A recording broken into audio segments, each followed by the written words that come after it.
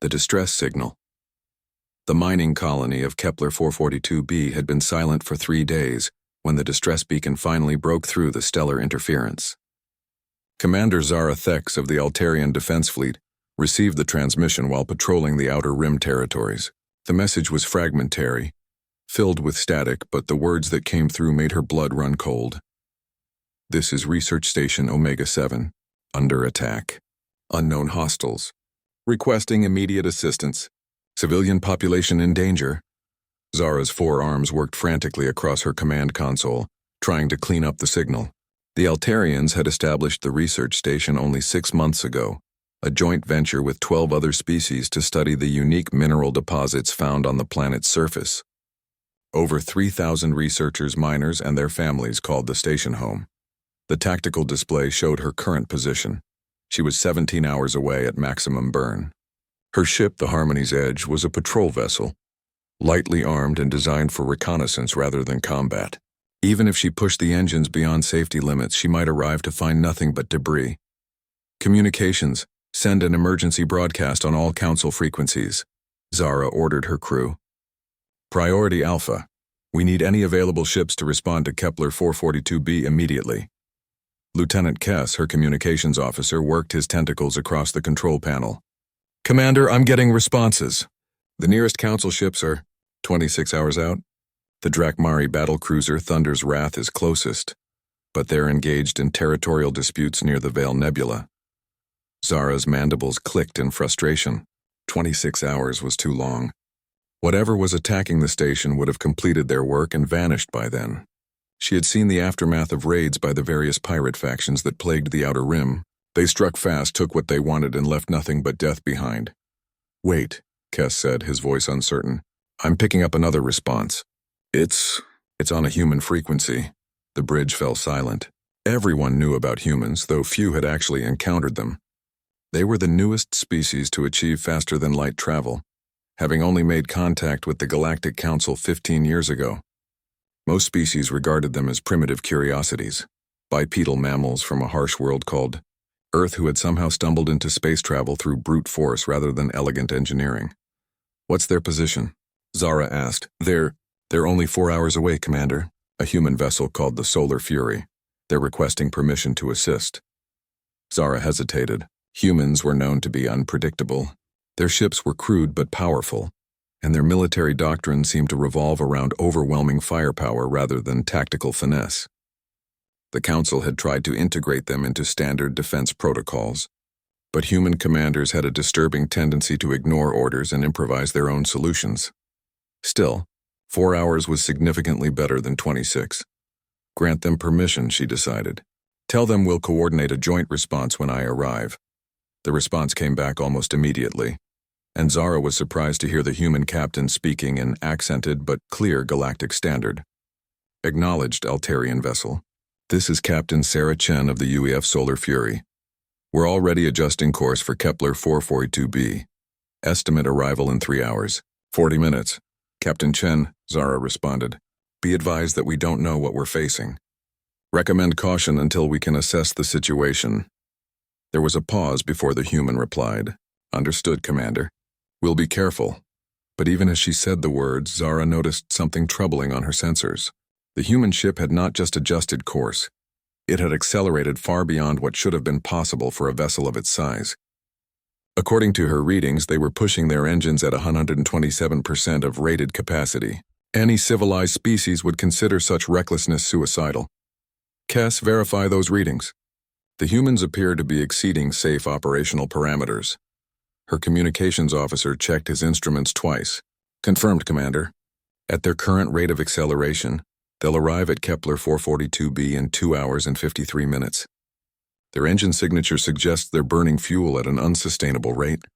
Zara settled back in her command chair, a sense of unease growing in her stomach. She had heard stories about human recklessness, but seeing it firsthand was different. They were risking their own ship to arrive faster at a situation they knew nothing about. As the hours passed, more details about the attack began to emerge from fragmentary transmissions. The hostiles had appeared without warning, bypassing the station's early warning systems completely. They had overwhelmed the minimal defenses within minutes and begun landing troops on the surface. The attackers seemed primarily interested in the research data rather than the mineral wealth, suggesting this was not a typical pirate raid. "Commander," Kess reported, "I'm receiving a transmission from the human vessel. Captain Chen wants to speak with you directly." The main viewer activated, showing a cramped bridge filled with humans working at crude-looking consoles. Captain Chen was a woman of medium height with short dark hair and intense brown eyes. Behind her, Zara could see other crew members preparing weapons and equipment with efficiency that surprised her. "Commander Thex," Chen said without preamble, "we've analyzed the distress signals and identified the attackers. They match the signature of Korath raiders, military-grade equipment, professional tactics. This isn't some random pirate gang." Zara's blood chilled. The Korath were one of the most feared warrior species in the galaxy, known for their brutality and technological superiority.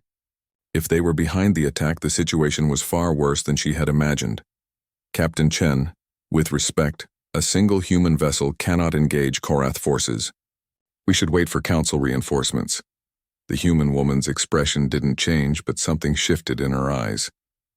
"Commander, there are 3,000 civilians down there.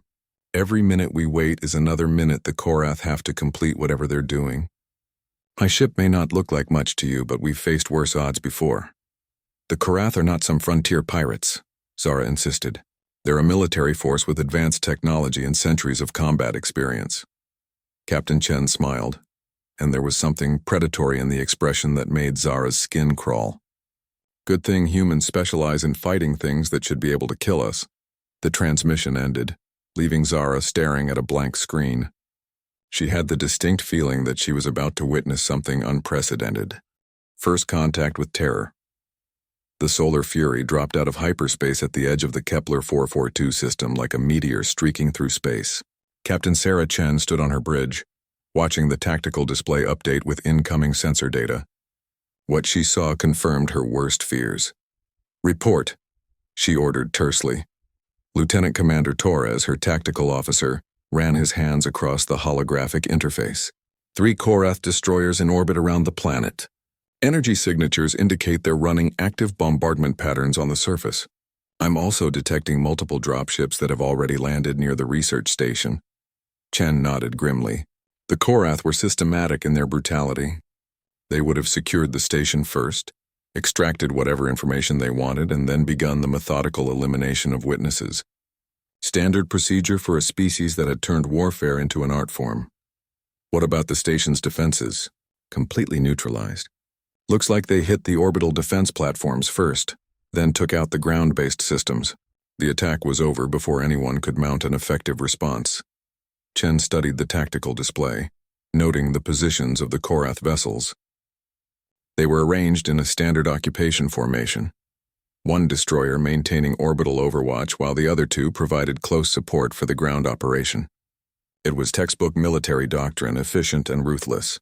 "Captain," her communications officer called out, "I'm picking up scattered transmissions from the surface.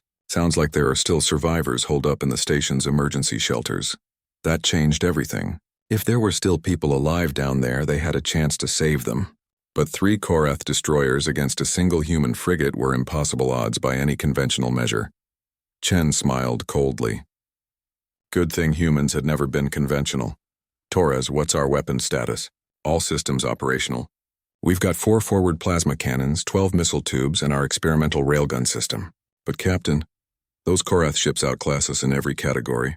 Their armor alone is 3 times thicker than our maximum penetration capability." "What about their positioning?" Torres highlighted the enemy formation on the display. "They're confident, probably overconfident.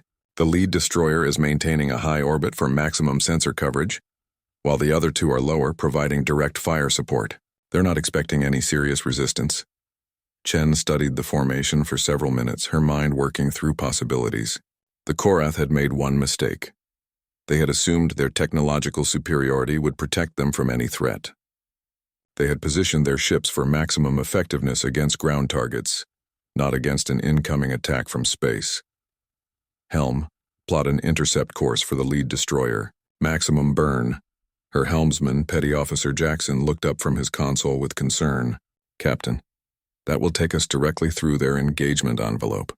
They'll tear us apart before we get within weapons range. Not if we're moving fast enough. Torres, prepare the railgun. I want a full power shot ready to fire the moment we're in range. Captain, Torres said carefully, the railgun is still experimental. We've only test-fired it twice, and both times it nearly overloaded our entire power grid. Chen's expression didn't change.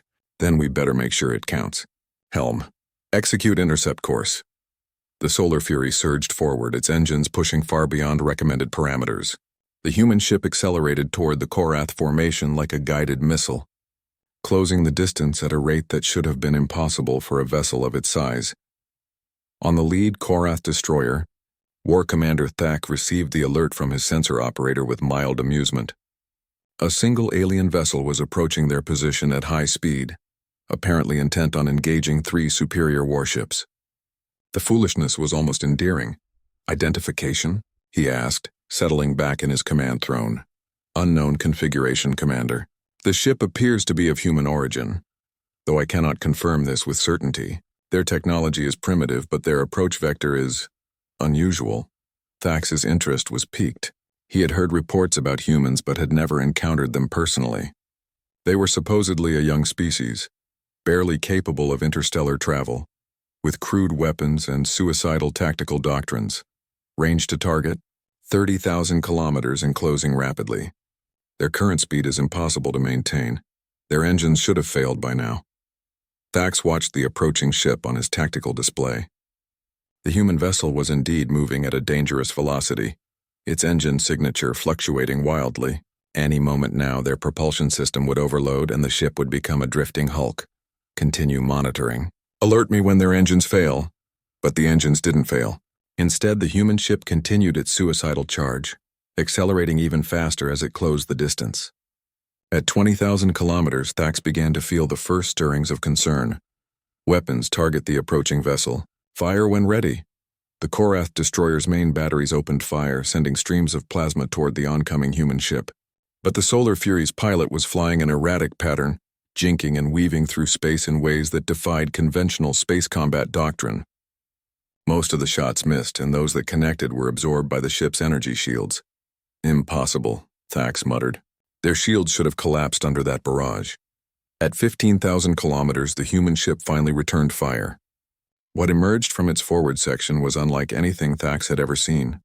A solid projectile moving at a significant fraction of light speed, accelerated by magnetic fields rather than explosive charges. The railgun slug struck the Korath destroyer's forward shields with devastating force. The energy barrier held for a fraction of a second before collapsing completely, allowing the projectile to punch through the ship's armor like tissue paper. The slug tore through 3 decks before finally expending its energy in the destroyer's main reactor compartment. Thax felt his ship shudder as secondary explosions rippled through the hull. Damage reports flooded in from across the vessel. Main power was down by 60%. Forward weapons were offline, and they had multiple hull breaches on the lower decks. How is this possible? He demanded. Their weapons technology is supposed to be inferior. His tactical officer was studying the sensor readings with growing alarm. Commander, the projectile velocity was 12% of light speed. I've never seen a kinetic weapon system capable of such acceleration. Before Thax could respond, the human ship swept past them at point-blank range, its secondary weapons raking the destroyer's hull with sustained fire. The Korath vessel's remaining shields flickered and died under the assault, leaving the ship vulnerable to follow-up attacks. All vessels, target that ship. Thax roared into his communication system. Destroy it before it can engage the others. But the Solar Fury was already banking away, using the damaged destroyer as cover while it maneuvered toward the second target. The human captain was displaying a level of tactical cunning that caught the Korath completely off guard. On the Solar Fury's bridge, Captain Chen watched her crew work with practiced efficiency. The railgun shot had performed exactly as hoped, crippling the lead destroyer's ability to coordinate the defense. Now she just had to avoid the remaining 2 ships long enough to position herself for the next attack. Damage report, she called out. Forward shields are down to 40%, but all weapon systems are operational. The railgun is recharging. We'll be ready to fire again in 6 minutes, Chen nodded. 6 minutes was longer than she wanted, but they would have to make do. The key was to keep moving, never letting the Korath get a clear shot at them. Helm, swing us around the planet's gravity well. Use the orbital mechanics to boost our speed. As the solar fury disappeared behind the planet, the surviving Korath commanders began to realize they were dealing with something far more dangerous than they had anticipated. The humans might be technologically inferior, but they fought with a creativity and ferocity that was genuinely terrifying. The storm breaks. The solar fury emerged from behind Kepler 442b's bulk like a predator stalking its prey. Captain Chen had used the planet's gravity well to slingshot her ship to even higher velocities, turning orbital mechanics into a weapon. Her target, the second Korath destroyer, was caught completely off guard by the angle of attack. Railgun charged and ready, Torres reported, his hands steady on the firing controls despite the incredible G-forces they were all enduring. Fire, Chen ordered. The magnetic rails discharged with a flash that briefly outshone the system's star. The tungsten slug, accelerated to 15% of light speed this time, crossed the distance to the Korath destroyer in milliseconds. The enemy, ship's captain, had just enough time to register the incoming projectile before it punched through his vessel's reactor core. The destroyer died in a brief, brilliant explosion that painted the space around Kepler 442b in harsh white light. Debris scattered in all directions, some pieces large enough to register on the solar fury's sensors as they tumbled away into the void. On the remaining Korath destroyer, Sub-Commander Vrex stared at the tactical display in disbelief. Two of their most advanced warships had been eliminated by a single primitive vessel in less than 10 minutes. It was impossible, yet the evidence was floating before them in the form of expanding debris clouds. Commander Thax, please respond, he called to the damaged lead destroyer. The reply came back filled with static and punctuated by the sound of emergency alarms. Main propulsion is offline. We're running on auxiliary power only. That human ship has crippled us. Vrex felt something he had never experienced before in combat. Genuine fear. The Korath were the apex predators of the galaxy, bred for war across countless generations. They had conquered dozens of species, crushed entire civilizations, and never known defeat. Yet here was a single ship from a primitive species that was systematically destroying them. Recall all ground forces immediately, he ordered. We're withdrawing from this system. But even as he gave the command, Vrex knew it was too late. The human ship was already moving to intercept his vessel, and his damaged compatriot was in no condition to provide support. Whatever these humans were, they fought with a savagery that matched their own. On the planet's surface, Korath ground, troops received the withdrawal order with confusion and growing panic. They had been in the process of executing the surviving researchers when their orbital support suddenly vanished in nuclear fire. Squad leader Krath found himself staring up at a sky lit by the death of his own ships. Impossible, he growled into his communicator. Human vessels are primitive. Their weapons are inadequate, their tactics are crude. The response from orbit was filled with interference, but the message was clear enough. Negative, squad leader. The human ship has eliminated 2 destroyers and is engaging the 3rd. Prepare for immediate extraction. Krath looked around at his troops, seeing his own bewilderment reflected in their faces. They had been trained from birth to be the ultimate warriors, equipped with the finest weapons and armor their civilization could produce. The idea that they could be threatened by a species that had only recently achieved spaceflight was fundamentally incomprehensible. Squad leader, one of his warriors called out, the humans are launching dropships from their vessel. Multiple contacts incoming. Krath activated his armor's sensor array and immediately spotted the approaching craft. They were crude-looking vessels, clearly designed for rapid deployment rather than stealth or elegance. But they were moving fast, using the same reckless high-speed approach as their mothership. Defensive positions, he ordered. Prepare to repel landing forces. The human dropships hit the ground hard, their armored hulls scarred by atmospheric entry burns. Ramps dropped with metallic clangs, and figures emerged into the alien landscape. Krath expected to see primitive soldiers armed with basic energy weapons and wearing simple protective gear. What he saw instead made his blood run cold. The humans were encased in powered armor that looked more like walking tanks than infantry equipment. Their weapons were massive, clearly designed for maximum destructive capability rather than elegance or efficiency. But it was their movements that truly unsettled him. They advanced with the confident stride of apex predators who had never learned to fear anything. "Open fire," Krath commanded. His warriors unleashed a barrage of plasma bolts that should have cut down the approaching humans instantly. But the crude-looking armor absorbed the hits without apparent damage, and the humans continued their advance without even slowing down. The return fire was devastating. Human weapons roared with a sound that seemed to come from some primal nightmare. Projectile weapons that threw metal slugs with enough force to punch through Korath combat armor like it was made of fabric. 3 of his warriors died in the first exchange, their bodies torn apart by the primitive but effective human weaponry. "Fall back to secondary positions," Krath ordered, but his voice carried a note of panic that his troops had never heard before. The human soldiers advanced with methodical precision, their heavy weapons laying down suppressing fire, while smaller teams maneuvered to flank the Korath positions. It was brutal, efficient, and completely unlike the elegant warfare the Korath had come to expect from civilized species. Leading the human assault was Sergeant Maria Santos, a veteran of 3 previous alien conflicts. She had fought the spider-like arachnids on Vega Prime, battled the crystalline shards in the Andromeda approach, and now she was facing the legendary Korath warriors that had terrorized the galaxy for centuries. They were just another enemy to kill. "Rodriguez, take your squad left. Patterson, go right. I want these bastards in a crossfire," she barked into her helmet communicator. The Korath were good fighters, she had to admit. Their tactics were sound, their equipment was advanced, and they had the advantage of prepared positions. But they had made one critical mistake. They had never faced humans in ground combat before. Humans didn't fight for glory or honor or territorial expansion. When pushed to the wall, humans fought for survival with a desperation that bordered on insanity. They used tactics that other species considered barbaric, weapons that civilized armies had banned as inhumane, and a level of violence that shocked even hardened warriors. Santos rounded a corner and came face to face with a Korath soldier. The alien was nearly 2 meters tall, covered in natural armor plates and armed with a plasma rifle that could have cut her in half. For a split second, they stared at each other across the battlefield. Then Santos smiled behind her helmet visor and opened fire with her assault cannon.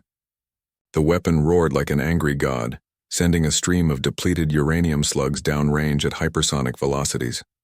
The Korath warrior's armor, designed to stop energy weapons, offered no protection against kinetic projectiles moving at several times the speed of sound. As more human dropships landed and disgorged their cargo of heavily armed soldiers, Krath realized that everything his species thought they knew about warfare was about to change. The humans weren't just fighting to win, they were fighting to completely destroy their enemies. In space above, the last Korath destroyer was learning the same lesson as Captain Chen prepared for her final attack. No mercy for the wicked sub-commander. Vrex watched his tactical display with growing horror as the human ship approached for what was clearly intended to be the killing blow. His destroyer was the last Korath vessel still capable of fighting, and even that was a generous assessment. His shields were down to 30%, his main weapons were operating at reduced efficiency, and his crew was beginning to show signs of panic. The human ship, by contrast, seemed virtually undamaged, despite having engaged 3 superior vessels simultaneously. Its energy signature was still strong, its weapons were fully operational, and its captain was displaying a level of tactical brilliance that was frankly disturbing. "Sir," his sensor operator called out, "the human vessel is increasing speed again. Current velocity is... This can't be right." "Report accurately," Vrex snapped. "Sir, they're moving at 2.3% of light speed in normal space. Their engines should have melted by now." Vrex studied the readings himself, confirming what his subordinate had reported. The human ship was pushing its propulsion systems far beyond any reasonable safety margin, yet somehow maintaining structural integrity. It was as if they had designed their vessels specifically to operate in conditions that would destroy any civilized spacecraft. "All weapons, prepare to fire on my command. Target their engines. If we can cripple their propulsion, we might have a chance." But even as he gave the order, Vrex knew it was futile. The humans had already demonstrated that their crude-looking technology was far more effective than its appearance suggested. Their weapons hit harder than they should. Their armor absorbed more damage than it was rated for. and their tactics were both brilliant and completely insane. The Solar Fury swept in for its attack run, and Vrex got his first clear look at the vessel that had devastated his fleet. It was smaller than a Korath destroyer, but built like a fortress with heavy armor plating and weapon systems that took up nearly a third of its internal volume. Everything about its design suggested a species that expected to fight against superior odds and survive through sheer firepower and determination. "Fire all weapons," Vrex commanded. His destroyer's remaining plasma cannons opened fire, sending streams of superheated gas toward the approaching human ship. The Solar Fury's shields flared under the assault but held firm. The human vessel didn't even attempt to evade, instead boring straight through the barrage like it was nothing more than a minor inconvenience. At point-blank range, Captain Chen gave her final order. "All weapons full spread. End this." The Solar Fury unleashed everything it had. Plasma cannons, missile launchers, and the experimental railgun all fired simultaneously, creating a concentrated barrage that would have reduced a planet to rubble. The Korath destroyer's shields collapsed instantly, and the follow-up strikes tore through armor plating like tissue paper. Vrex had just enough time to key his final transmission before his ship died around him. "All Korath vessels, all Korath outposts, emergency alert. Humanity is not what we believed. They are. The transmission cut off as the destroyer's reactor core breached, adding another debris field to the growing collection around Kepler 442b. On the planet's surface, Squad Leader Krath received the final message from orbit with a mixture of rage and disbelief. 3 Korath destroyers, each crewed by the finest warriors their species could produce, had been eliminated by a single human vessel. It was impossible, yet the evidence was falling from the sky in the form of burning wreckage. Squad Leader, one of his remaining warriors, called out, "The human ground forces are advancing on our position. They've broken through the outer perimeter." Krath looked around at what remained of his command. Of the 40 warriors he had started with, only 12 were still combat effective. The humans had pushed them back steadily, using tactics that were both primitive and devastatingly effective. They fought without regard for their own safety, advancing through weapons fire that should have sent them diving for cover. "Prepare for final assault," he ordered. "We die as Korath warriors." But even as he spoke the words, Krath felt something he had never experienced before: doubt. The humans didn't fight like any civilized species he had encountered. They showed no mercy to defeated enemies, took no prisoners, and seemed to view warfare as a form of total destruction, rather than a contest of skill and honor. Sergeant Santos led her squad through the research station's corridors, checking each room for survivors. They had found dozens of researchers hiding in emergency shelters, all of them terrified but grateful to see their rescuers. The Korath had been in the process of systematically executing prisoners when the humans arrived, turning what should have been a simple raid into a massacre. "Ma'am," Corporal Rodriguez called out, "we've got movement ahead. Looks like the last group of hostiles." Santos checked her ammunition counter. Still plenty of rounds left for the assault cannon. The Korath might be legendary warriors, but they bled and died just like any other enemy when you put enough firepower on target. Standard assault pattern. No survivors. The final battle was brief and brutal. The remaining Korath warriors fought with the desperate courage of those who knew they were already dead. But courage alone couldn't overcome superior firepower and tactical position. Within minutes it was over. Krath found himself lying on the metal floor of the research station, his armor breached in 3 places and his life slowly ebbing away. A human soldier approached him weapon ready, and for a moment they stared at each other across the vast gulf that separated their species. "Why?" Krath managed to whisper. "Why do you fight with such savagery?"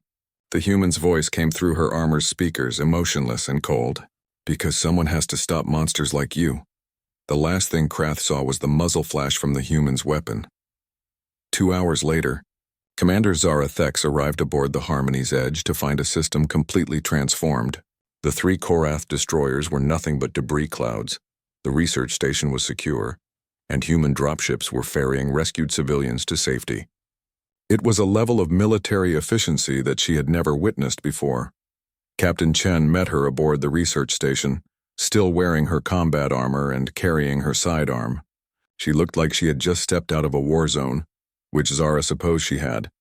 "Commander Thex," Chen said, offering a crisp salute. "Research Station Omega-7 is secure. We've rescued 2,847 civilians and eliminated all hostile forces. Casualty reports are on your desk. Zara accepted the datapad with hands that were only slightly trembling. The numbers were staggering. The humans had achieved complete victory with minimal losses, destroying an enemy force that should have been impossible for them to defeat. Captain Chen, she said carefully, how is this possible? Our intelligence reports indicated that human military technology was significantly behind galactic standards. Chen's expression didn't change, but something shifted in her eyes. Commander, with respect, your intelligence reports were wrong. Humans have been fighting wars since before we discovered fire. We've gotten very good at it.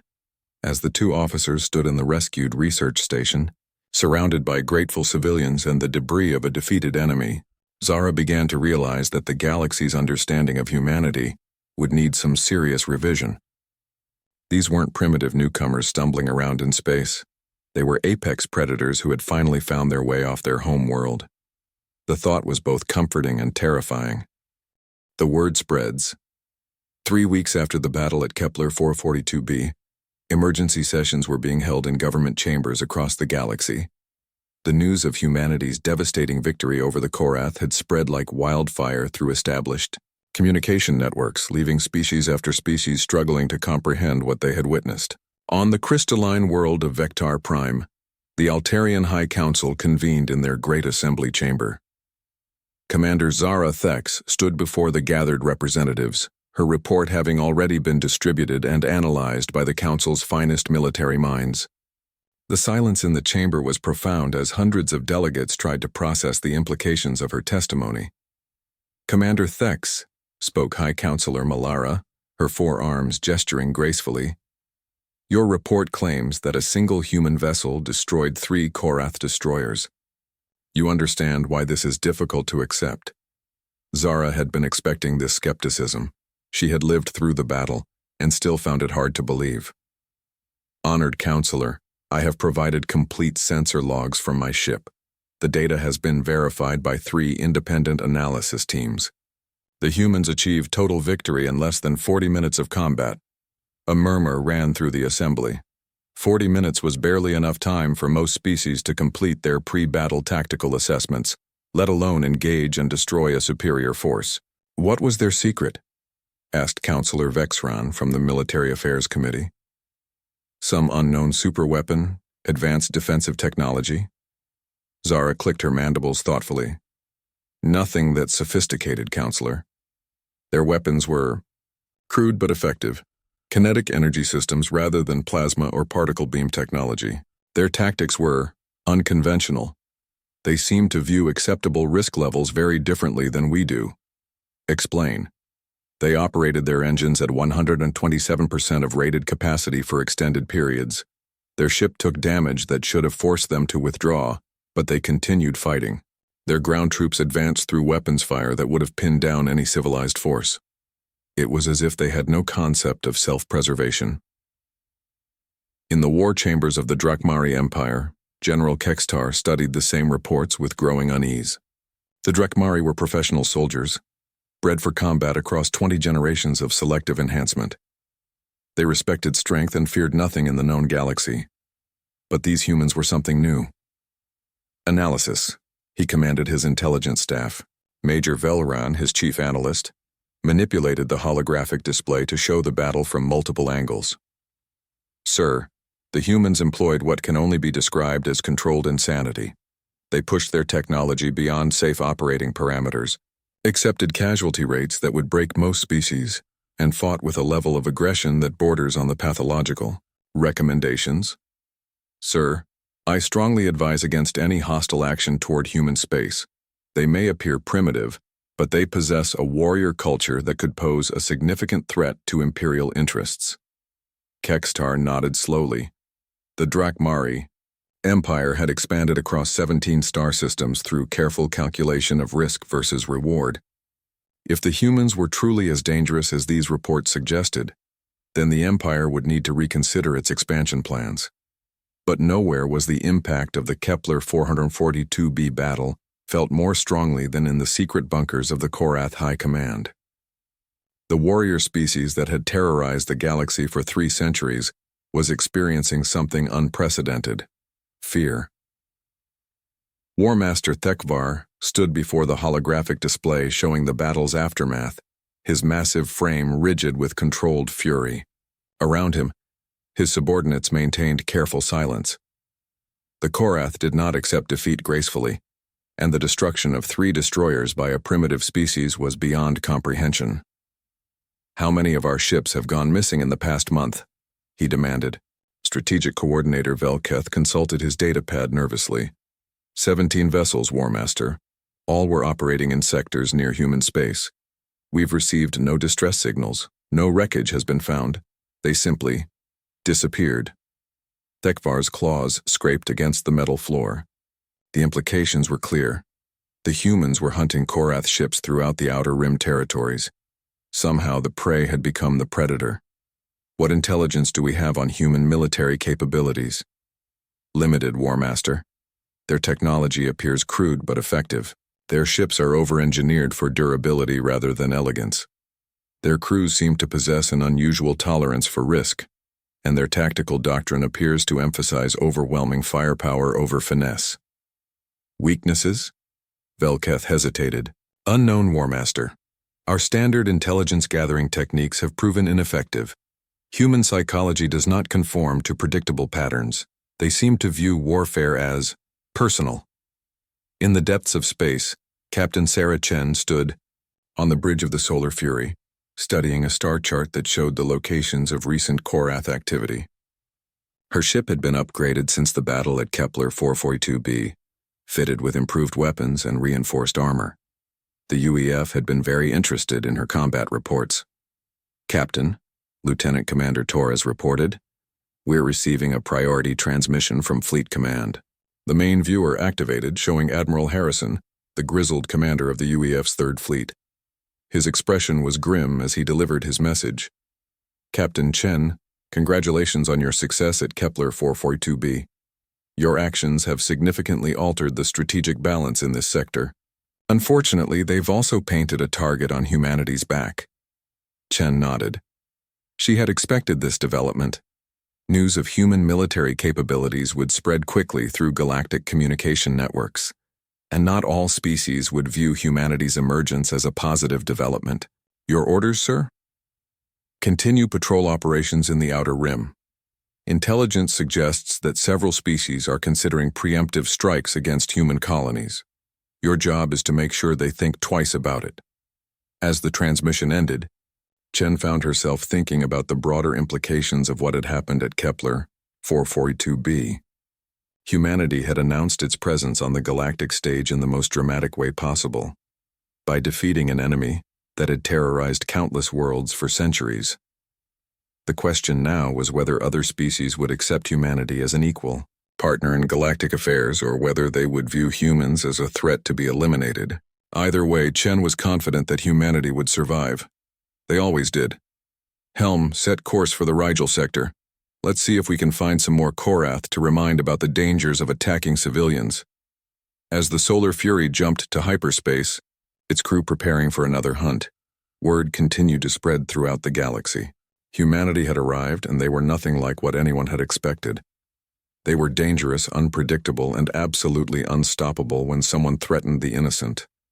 The galaxy would never be the same. The New Guardians, 6 months after the battle at Kepler 442b, the Galactic Council convened its first emergency session in over 2 centuries. Representatives from 47 species gathered in the Grand Assembly Chamber on Nexus Prime, their conversations creating a cacophony of different languages and concerns. The topic was simple, even if the implications were staggering: what to do about humanity. Secretary General Vorthak of the Centauri Federation called the session to order with a gesture of his 6-fingered hands. The chamber fell silent as delegates turned their attention to the central podium, where a holographic display showed recent galactic events. "Honored delegates," Vorthak began, "we face an unprecedented situation. In the past 6 months, human military forces have engaged hostile elements in 12 separate incidents. In every case, they have achieved complete victory with minimal casualties. The strategic balance that has maintained peace in this galaxy for centuries is fundamentally altered. The display showed a map of known space, with human patrol routes marked in blue and recent battle sites highlighted in red. The pattern was clear. Humans were systematically hunting down pirate groups, slaver operations, and other criminal organizations that had previously operated with impunity in the Outer Rim territories. Delegate Thera of the Hegemony Coalition spoke first. These humans are disrupting established trade routes and territorial agreements. Their aggressive expansion threatens the stability of the entire region. A chorus of agreement rose from several delegates, but it was quickly countered by others who had witnessed human actions firsthand. Respectfully disagree, Commander Zarathex interjected, standing to address the assembly. I was present at Kepler 442b. The humans responded to a distress call and saved 3,000 civilian lives. Their actions were entirely defensive. Defensive? Delegate Crix of the Korath remnant snarled, his scarred features twisted with rage. They have hunted our ships across 6 sectors. They show no mercy, take no prisoners, and leave nothing but debris in their wake. The chamber erupted in heated debate as delegates argued over humanity's role in galactic affairs. Some viewed humans as dangerous aggressors who needed to be contained, while others saw them as potential allies against the criminal elements that plagued civilized space. Secretary General Vorthak called for order. We have invited a human representative to address these concerns directly. I present Captain Sarah Chen of the United Earth Federation. The chamber fell silent as Chen entered, escorted by 2 council security officers. She wore her dress uniform rather than combat armor, but her bearing still radiated the confidence of a professional soldier. She had requested to speak without a translator, and her command of galactic standard was precise if accented. Honored delegates, she began. I understand your concerns about human military activities. I'm here to clarify our intentions and address any misunderstandings. Delegate Thera leaned forward aggressively. Captain Chen, human forces have destroyed over 60 vessels in the past 6 months. How do you justify this aggression? Chen's expression remained neutral. Every vessel we've engaged has been confirmed as hostile to civilian shipping or suspected of involvement in slaving operations. We've provided detailed reports to council authorities in each case. You act without authorization, Delegate Crix accused. You appoint yourselves judge and executioner across sovereign space. We respond to distress calls, Chen replied simply. When civilians send out an SOS, we answer. When we arrive to find pirates or slavers, we eliminate the threat. It's really not complicated. The casual way she spoke about eliminating enemy forces sent a chill through many of the delegates. Most civilized species preferred negotiation, arbitration, and measured responses to aggression. The human approach was far more direct. Councillor Malara of the Altarian delegation stood to speak.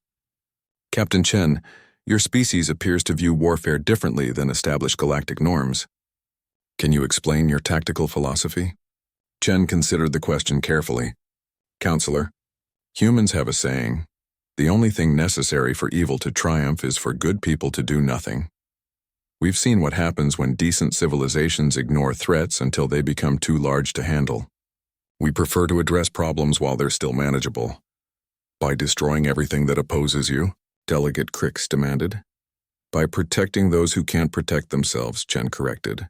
The Korath spent 3 centuries raiding civilian colonies and enslaving entire populations. You had the technology to stop them, but you chose not to act. We don't have that luxury of inaction. A murmur ran through the assembly as delegates considered her words. It was true that the council had been aware of Korath activities for generations, but had been unable or unwilling to take decisive action against them. Delegate Veltar of the Pacifist Alliance spoke up. Captain, surely there are alternatives to violence. Negotiation, economic sanctions, diplomatic pressure. Chen's expression hardened slightly. Tell me, Delegate, how do you negotiate with someone who's in the process of executing hostages? How do you apply economic sanctions to pirates who don't participate in legitimate trade? Diplomacy is useful when both sides want to find a peaceful solution. When one side wants to commit atrocities, other methods become necessary. The chamber fell silent as delegates grappled with the uncomfortable truth in her words. The established galactic order had maintained peace between major powers, but had proven ineffective against criminal organizations and rogue states. Secretary General Vorthak spoke into the silence. Captain Chen, what are humanity's long-term intentions? Do you plan to continue these military operations indefinitely? As long as innocent people need protection, human forces will provide it, Chen replied without hesitation. We're not interested in conquest or territorial expansion. We simply want to live in a galaxy where children can grow up without fear of being enslaved or murdered by raiders. And if the Council orders you to cease these activities? Delegate Thara challenged. Chen smiled, and there was something predatory in the expression that made several delegates shift uncomfortably. The Council has no authority over human space or human citizens. We're not members of your organization, and we haven't asked for your permission to defend ourselves or others. The blunt statement sent shockwaves through the assembly. For centuries, the Galactic Council had been the supreme authority in civilized space. The idea that a species would simply ignore their authority was unprecedented. You threaten the established order, Delegate Crix accused. We protect people who need protection, Chen countered. If that threatens your established order, perhaps your order needs to be reconsidered. In the days following Captain Chen's address, the Council debated humanity's role in galactic affairs with increasing urgency. Some delegates called for military action to contain human expansion, while others argued for formal recognition of humanity as a legitimate power. The debate was settled in an unexpected way when news arrived of another human intervention. A hegemony coalition convoy had been attacked by unknown raiders in the Vale Nebula, and human forces had responded to their distress call. The UEF destroyer Indomitable had arrived to find the convoy under assault by 3 pirate vessels and had systematically destroyed the attackers while rescuing coalition personnel. Delegate Thara, who had been among humanity's harshest critics, found herself in the uncomfortable position of thanking Captain Chen for saving coalition lives. The irony was not lost on other delegates. A week later, the Council voted to formally recognize humanity as a major galactic power and to establish diplomatic relations with the United Earth Federation. It was not a unanimous decision, but even humanity's critics had to admit that the galaxy was a safer place with human patrol ships hunting down criminals and pirates. Captain Sarah, Chen received word of the Council's decision while her ship was investigating reports of illegal mining operations in the outer spiral. She read the diplomatic notification with mild amusement before deleting it and returning to her tactical display. The UEF Solar Fury had work to do. Somewhere in the galaxy, innocent people were in danger and humans would answer their call for help. They always did, as her ship jumped to hyperspace, heading toward another crisis in another distant system. Chen reflected on how much had changed since that first distress call from Kepler 442b. Humanity had found its place in the galaxy, not as conquerors or diplomats, but as guardians. It was a role that suited them perfectly. After all, someone had to be willing to fight the monsters that lurked in the darkness between stars. And humans had always excelled at fighting monsters.